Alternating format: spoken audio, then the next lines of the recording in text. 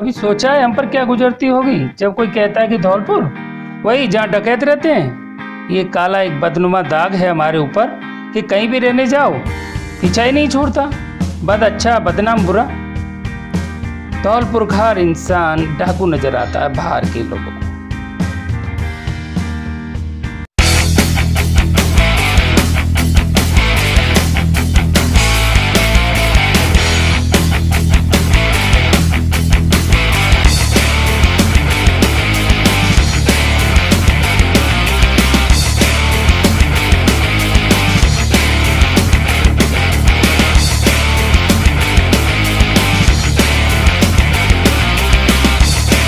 शेरगढ़ राजा मालदेव, जोधपुर के राजा मालदेव के द्वारा बनवाया गया था, जो कि शेरशाह सूरी ने विजित कर लिया।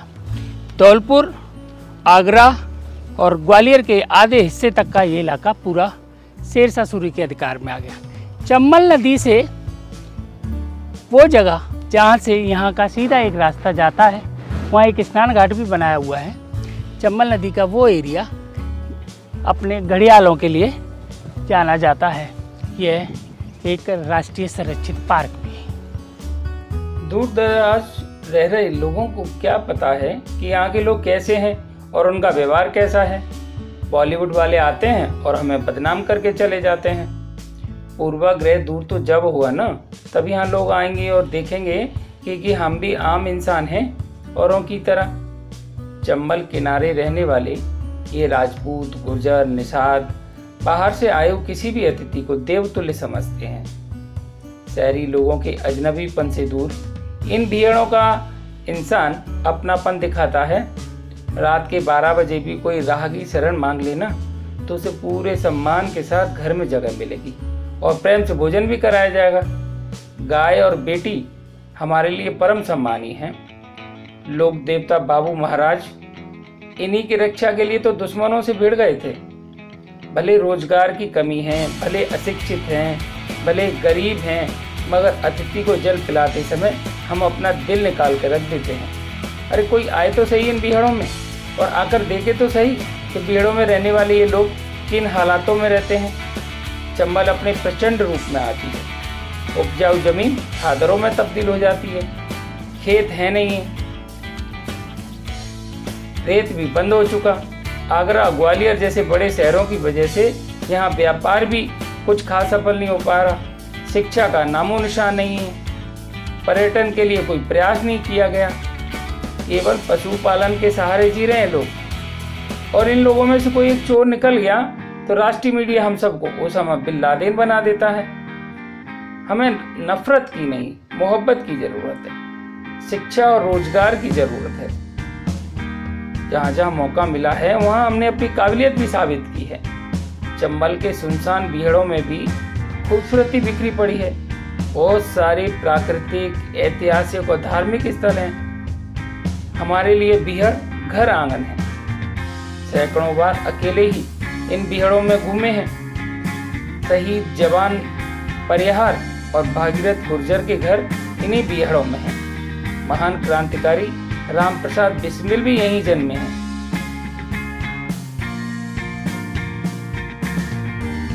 डाकू नहीं है हम, सत्ता और सियासत से बगावत करने वाले बागी हैं। बागी दौड़ में भारत का नाम रोशन करने वाले पान सिंह तोमर के साथ अगर सिस्टम ने न्याय किया होता तो एक अंतर्राष्ट्रीय धावक बंदूक उठाने को मजबूर क्यों होता। फूलन देवी जैसी गरीब की बेटी खून की होली क्यों खेलती।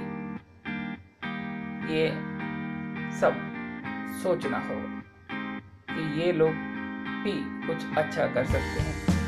इन्हें भी अपनेपन की, न्याय की, शिक्षा की, सुविधाओं की आवश्यकता है। ये लोग भी देश में नाम रोशन कर सकते हैं।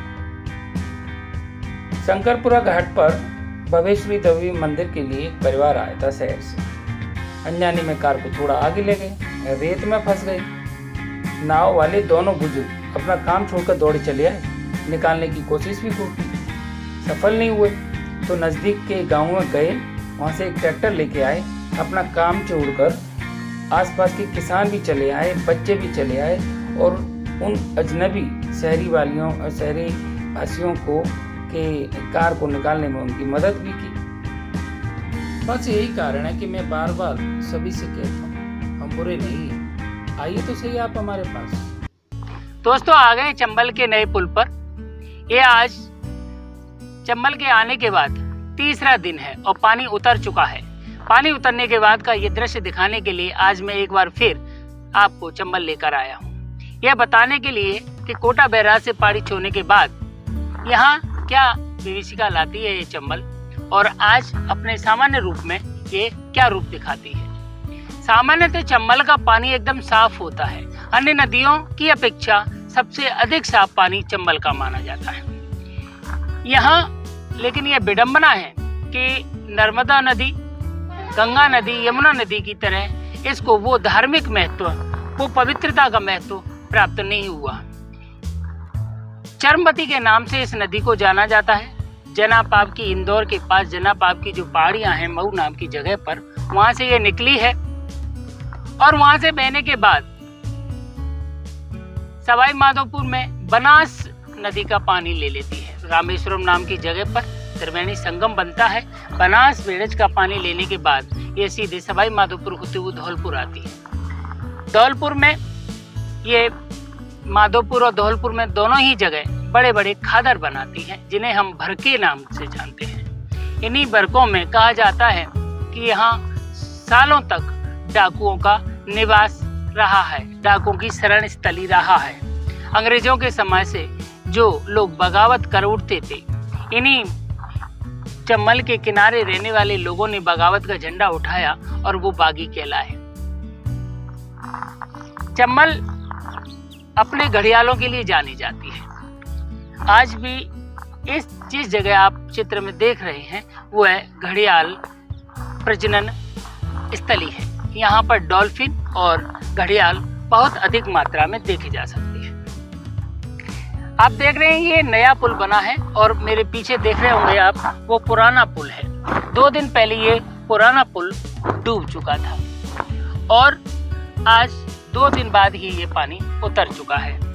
यहाँ से थोड़ी दूर जाके ही उत्तर प्रदेश सीमा में ये नदी प्रवेश कर जाती है और इटावा में जाकर यमुना नदी में मिल जाती है। यदि आप यहाँ से देखेंगे तो गिन रहे होंगे तो इस नदी का जो 16वां पुल है, वहाँ उसके बाद मध्य प्रदेश सीमा प्रारंभ हो जाती है। चंबल का उधर का क्षेत्र मध्य प्रदेश में आता है और मैं इस समय राजस्थान में बैठा हूँ। चंबल के दोनों रूप आपके सामने हैं।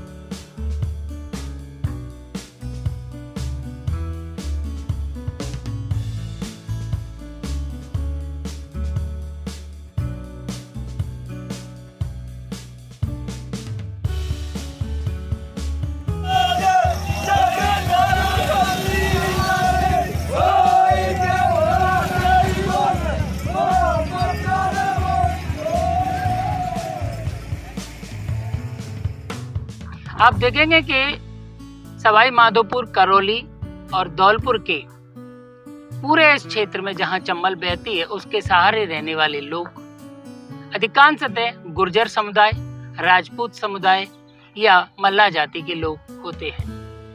इन लोगों की क्या शैक्षिक आर्थिक व्यवस्था है, कैसे ये अपना जीवन यापन करते हैं, क्या इन्हें आगे बढ़ने का मौका मिला है, ये सब चीजें जानने की आज बहुत आवश्यकता है।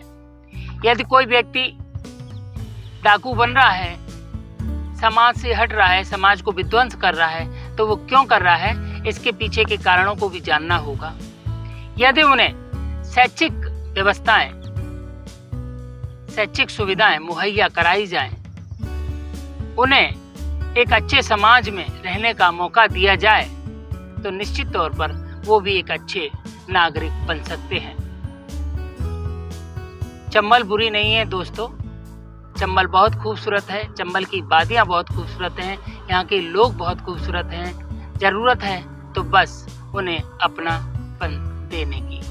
आइए, चंबल आपका हार्दिक स्वागत करती है। धन्यवाद।